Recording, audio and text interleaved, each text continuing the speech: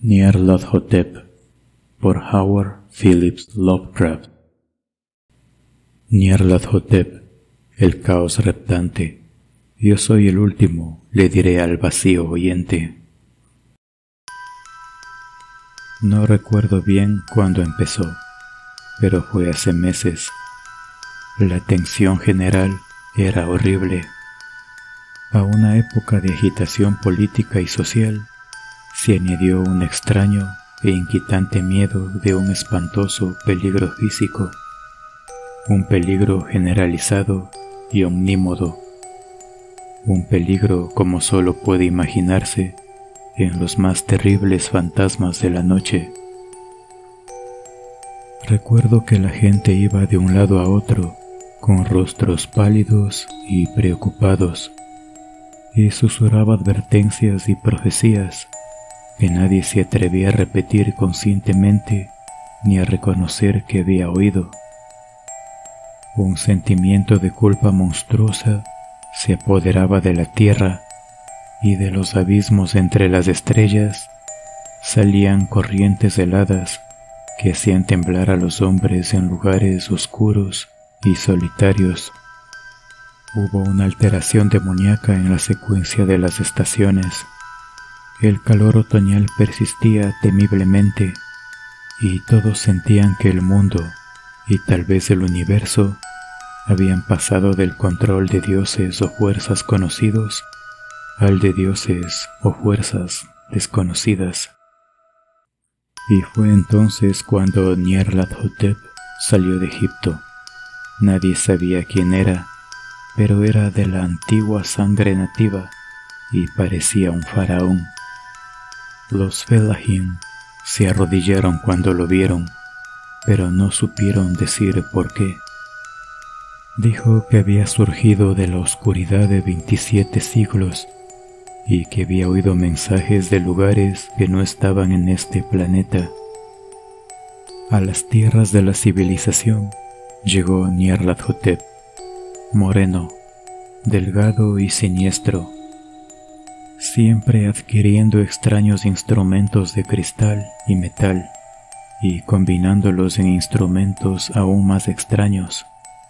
Hablaba mucho de las ciencias de la electricidad y de la psicología, y daba exhibiciones de poder que dejaban boquiabiertos a sus espectadores, pero que aumentaban su fama hasta extremos insospechados. Los hombres se aconsejaban unos a otros ver a Nyarlathotep y temblaban. Y allí donde iba Nyarlathotep desaparecía el descanso, pues las pequeñas horas se desgarraban con los gritos de la pesadilla. Nunca antes los gritos de pesadilla habían sido un problema tan público.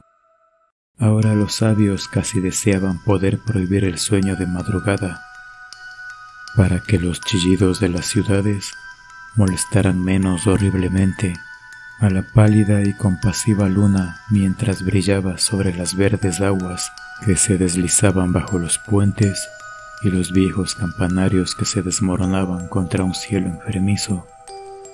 Recuerdo cuando Nyarlathotep llegó a mi ciudad, la grande, la vieja, la terrible ciudad de los crímenes sin número.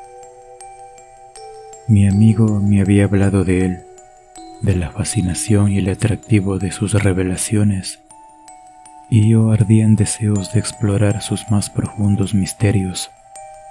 Mi amigo dijo que eran horribles e impresionantes, más allá de mis más febriles imaginaciones, y lo que se arrojaba sobre una pantalla en la sala oscura profetizaba cosas que nadie, salvo Nyarlathotep, se atrevía a profetizar, y en el chisporroteo de sus chispas se tomaba de los hombres lo que nunca antes se había tomado y que solo se mostraba en los ojos. Y oí decir que los que conocían a Nyarlathotep veían cosas que otros no veían. Fue en el caluroso otoño cuando atravesé la noche con las inquietantes multitudes para ver a Nyarlathotep. Atravesé la sofocante noche y subí las interminables escaleras hasta la asfixiante sala. y sombreando en una pantalla vi formas encapuchadas entre ruinas y rostros amarillos del mal asomando tras monumentos caídos, y vi al mundo luchando contra la negrura, contra las olas de destrucción del espacio último, arremolinándose, agitándose, luchando alrededor del sol que se oscurecía y se enfriaba. Entonces las chispas jugaron asombrosamente alrededor de las cabezas de los espectadores y los pelos se erizaron mientras sombras más grotescas de lo que puedo contar salían y se acuclillaban sobre las cabezas. Y cuando yo, que era más frío y científico que el resto, murmuré una temblorosa protesta contra la impostura y la electricidad estática, Nyarlathotep nos expulsó a todos, bajando las vertiginosas escaleras hacia las húmedas, calurosas y desiertas calles de medianoche. Grité en voz alta que no tenía miedo, que nunca podría tener miedo, y otros gritaron conmigo en busca de consuelo. Nos jurábamos unos a otros que la ciudad era exactamente la misma, que seguía viva, y cuando las luces eléctricas empezaron a apagarse, maldijimos a la compañía una y otra vez, y nos reímos de las caras raras que poníamos.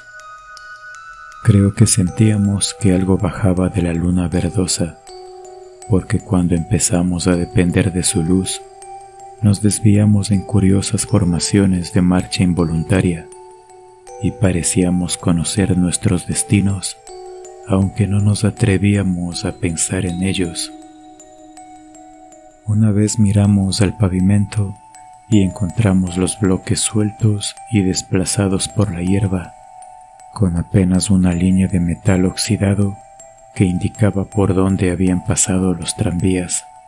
Y otra vez vimos un vagón de tranvía solitario, sin ventanas, destartalado y casi de costado. Cuando miramos hacia el horizonte, no pudimos encontrar la tercera torre junto al río, y nos dimos cuenta de que la silueta de la segunda torre estaba rasgada en la parte superior. Entonces nos dividimos en estrechas columnas, cada una de las cuales parecía dibujada en una dirección diferente. Una desapareció en un estrecho callejón a la izquierda y dejando solo el eco de un quejido estremecedor. Otra se metió por una boca de metro llena de maleza, aullando con una risa enloquecida. Mi propia columna fue succionada hacia el campo abierto, y enseguida sentí un escalofrío que no era del caluroso otoño, pues mientras acechábamos el oscuro páramo, contemplamos a nuestro alrededor el infernal brillo lunar de las malignas nieves inexplicables y sin huellas, barridas en una sola dirección, donde se abría un abismo tanto más negro por sus paredes brillantes. La columna parecía muy delgada mientras se adentraba soñadoramente en el golfo. Yo me quedé atrás, porque la negra grieta en la nieve verde era espantosa, y creí oír las reverberaciones de un inquietante aullido cuando mis compañeros desaparecieron. Pero mi poder para quedarme era escaso, como si me hubieran hecho señas los que me habían precedido.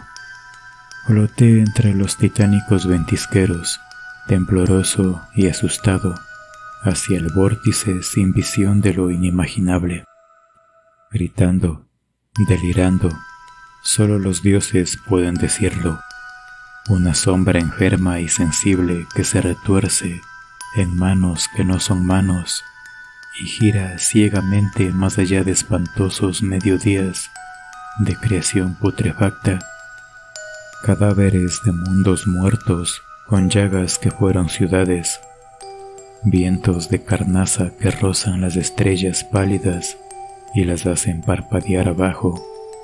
Más allá de los mundos, vagos fantasmas de cosas monstruosas, columnas medio visibles de templos no santificados, que descansan sobre rocas sin nombre bajo el espacio y se elevan vertiginosas por encima de las esferas de luz y oscuridad, y a través de este repugnante cementerio del universo, el sordo y enloquecedor redoble de tambores y el delgado y monótono quejido de flautas blasfemas procedentes de cámaras inconcebibles y sin luz más allá del tiempo, el detestable golpeteo y el repiqueteo al son de los cuales danzan, lenta, torpe y absurdamente los gigantescos y tenebrosos dioses últimos, las gárgolas ciegas, sin voz y sin mente,